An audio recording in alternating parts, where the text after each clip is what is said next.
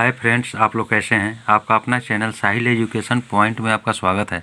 आज हम लोग बात कर रहे हैं क्लास 12 का पॉलिटिकल साइंस। इसका सब्जेक्टिव क्वेश्चन है, इम्पोर्टेंट है कि आचार संहिता क्या है, यानी आचार संहिता क्या है। तो देखिए, आचार संहिता जो है भारतीय निर्वाचन आयोग के जो है आदर्श चुनाव संहिता राजनीतिक दलों और प्रत्याशी के लिए बनाया गया यह एक नियमावली है, जिसका पालन करना यानी जिसका पालन चुनाव के समय आवश्यक होता है। यानी आचार संहिता का पालन करना चुनाव के समय बहुत ही आवश्यक होता है और चुनाव आयोग चुनाव से पहले इसके लागू होने की घोषणा करता है और चुनाव के बाद इसके समाप्त होने की घोषणा करता है। तो यह है आपका आचार संहिता। अगला क्वेश्चन आपके पास है कि पंचायत के आय के स्रोत बताइए, यानी पंचायत के आय के स्रोत क्या हैं। तो पंचायत के आय के दो स्रोत होते हैं। एक है कि सरकार द्वारा अनुदान देना, दूसरा है गांव के मेलों बाजारों आदि पर टैक्स लगाकर। इससे जो है पंचायत को आय का यह स्रोत है। अगला क्वेश्चन है कि पंचशील क्या है। पंचशील क्या है। तो देखिए दोस्तों, 28 जून 1954 के दिन भारतीय और चीनी प्रधानमंत्रियों ने पंचशील के सिद्धांत का प्रतिपादन किया। यानी कब? 28 जून और 1954 को भारतीय और चीन के प्रधानमंत्री ने पंचशील के सिद्धांत का प्रतिपादन किया। तो पंचशील अपने नाम से ही स्पष्ट है कि इसमें 5 प्रस्ताव हैं। पहला होता है एक दूसरे की प्रादेशिक अखंडता तथा सर्वोच्च सत्ता के प्रति पारस्परिक सम्मान की भावना, पहला हुआ। दूसरा शर्त, एक दूसरे के प्रदेश पर आक्रमण का परित्याग, यानी एक दूसरे के देश पर आक्रमण नहीं करेगा। तीसरा को आपका है एक दूसरे के आंतरिक मामले में हस्तक्षेप न करने का संकल्प, यानी एक देश जो है दूसरे देश के आंतरिक के मामला अगर कुछ होता है तो उसमें हस्तक्षेप नहीं करेंगे। चौथा है सामान्यता और पारस्परिक के लाभ के सिद्धांत पर आधार पर मैत्रीपूर्ण संबंधों की स्थापना, यानी दोनों देश आपसी पारस्परिक लाभ के सिद्धांत पर मैत्रीपूर्ण संबंध की स्थापना करेंगे। पांचवा है शांतिपूर्ण सह अस्तित्व का सिद्धांत, यानी वह शांतिपूर्ण जो है उन लोगों को अस्तित्व का सिद्धांत है। अगला क्वेश्चन है कि शीत युद्ध से आप क्या समझते हैं। शीत युद्ध क्या होता है। तो देखिए, शीत युद्ध जो है यह दो विरोधी विचारधाराओं और सामाजिक व्यवस्थाओं के बीच का संघर्ष है।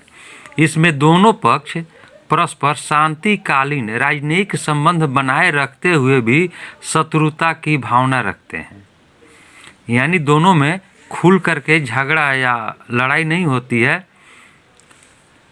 और सशस्त्र युद्ध के अतिरिक्त अन्य सभी उपायों द्वारा एक दूसरे को कमजोर बनाने का प्रयत्न करते हैं। यानी दोनों पक्ष क्या करता है, उसके मन के अंदर शत्रुता की भावना होती है और सशस्त्र युद्ध के अतिरिक्त यानी लड़ाई के बिना अन्य सभी उपायों के द्वारा वह एक दूसरे को कमज़ोर बनाने का प्रयत्न करते हैं। और इसको हम संक्षेप में कह सकते हैं कि शीत युद्ध न होते हुए भी युद्ध जैसी परिस्थितियों को बनाए रखने की एक ऐसी कला है जिसमें प्रत्येक विषय पर गुटीय स्वार्थों को ध्यान में रखकर कार्य किया जाता है और यह शस्त्रों से लड़ा जाने वाला युद्ध नहीं होकर के एक प्रकार का वाक्य युद्ध है। यह है आपका शीत युद्ध। आपका अगला क्वेश्चन है कि प्रश्न काल से आप क्या समझते हैं। देखिए, प्रश्न काल जो है आपका लोकसभा और विधानसभा में होता है। यानी लोकसभा में कार्यवाही का पहला घंटा यानी 11 से लेकर के 12 बजे तक का जो समय होता है वह प्रश्न काल कहलाता है। जबकि राज्यसभा में कार्यवाही के पहले घंटे को शून्यकाल कहा जाता है। प्रश्नकाल में सांसद विभिन्न सूचीबद्ध मुद्दों पर प्रश्न करते हैं, जिसकी शुरुआत राज्यसभा में 12 बजे से होती है। अगला क्वेश्चन है, जल संरक्षण क्या है? देखिए यहाँ क्वेश्चन आपका आता है कि जल संरक्षण यानी जल के प्रयोग को घटाना एवं सफाई, निर्माण एवं कृषि आदि के लिए अवशिष्ट जल का पुनः चक्रण जल प्रयोग जल संरक्षण कहलाता है। अगला क्वेश्चन है कि भारत में मौलिक अधिकारों की व्याख्या करें। यानी मौलिक अधिकार उन आधारभूत आवश्यक तथा महत्वपूर्ण अधिकारों को कहा जाता है जिनके बिना देश के नागरिक अपने जीवन का विकास नहीं कर सकता है, जो स्वतंत्रताएं तथा अधिकार व्यक्ति तथा व्यक्तित्व का विकास करने के लिए समाज में आवश्यक समझे जाते हों, उन्हें मौलिक अधिकार कहा गया है। देखिए भारतीय संविधान में मौलिक अधिकार का वर्णन संविधान के तीसरा भाग में धारा 12 से 35 तक की 24 धाराओं में किया गया है। 44वें संशोधन के बाद नागरिकों को 6 प्रकार का मौलिक अधिकार प्राप्त है। कितने प्रकार का मौलिक अधिकार प्राप्त है? भारतीय नागरिकों को 6 प्रकार का। पहला, समानता का अधिकार यानी बराबरी का अधिकार।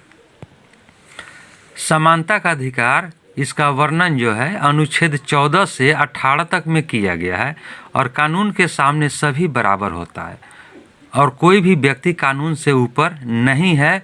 इसमें भेदभाव की मनाही की गई है, कोई भेदभाव नहीं है। सार्वजनिक स्थानों का प्रयोग सभी कोई कर सकता है। छुआछूत को समाप्त कर दिया गया है और सेना तथा शिक्षा संबंधी उपाधियों को छोड़कर अन्य सभी उपाधियों को समाप्त कर दिया गया। ये हुआ आपका समानता का अधिकार। दूसरा है स्वतंत्रता का अधिकार। इसमें नागरिकों के स्वतंत्रता का अधिकार वर्णन अनुच्छेद 1922 तक में किया गया है। किस पैराग्राफ में हुआ है? अनुच्छेद 19 से 22 तक में किया गया है।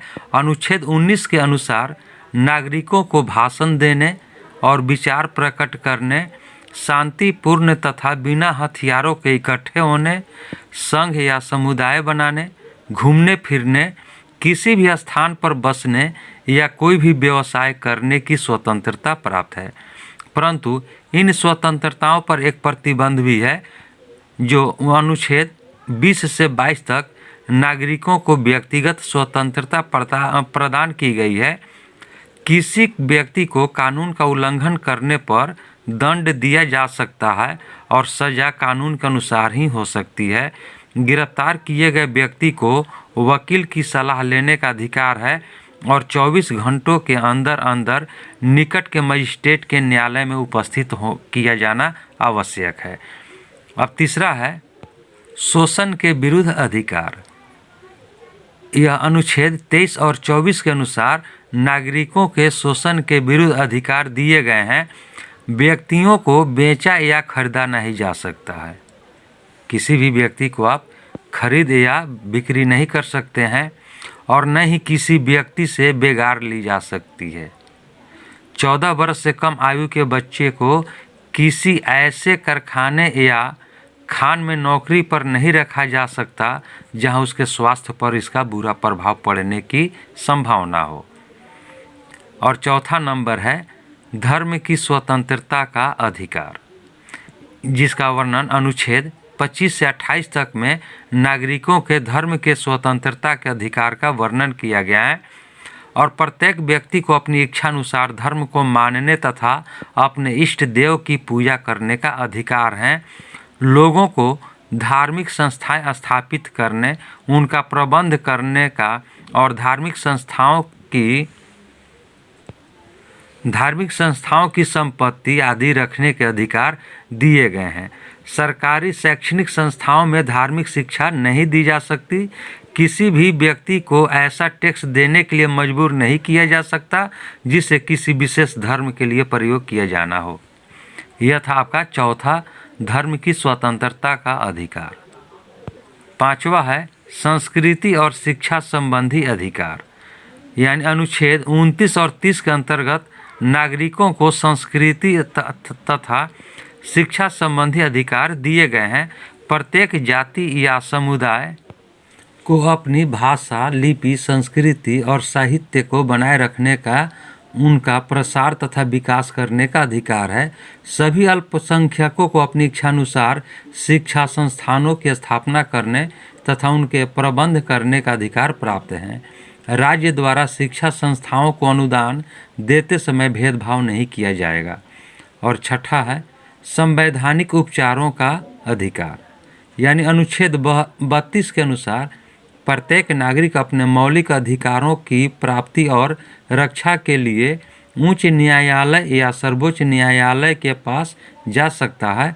यदि सरकार हमारे किसी मौलिक अधिकार को लागू नहीं करती या उसके विरुद्ध कोई काम करती है तो उसके विरुद्ध न्यायालय में प्रार्थना पत्र दिया जा सकता है और न्यायालय इस द्वारा इस अधिकार को लागू करवाया जा सकता है या उस कानून को रद्द कराया जा सकता है। यह था आपका भारत में मौलिक अधिकारों की व्याख्या। दोस्तों, यह वीडियो आपको कैसा लगा? वीडियो को लाइक करें, शेयर करें। चैनल पर नए हैं तो चैनल को सब्सक्राइब कर लें, बेल आइकन का बटन दबा दें जिससे कि वीडियो सबसे पहले आप तक पहुंच सके। अब हम लोग अगले वीडियो में मिलते हैं, तब तक के लिए जय हिंद, जय भारत।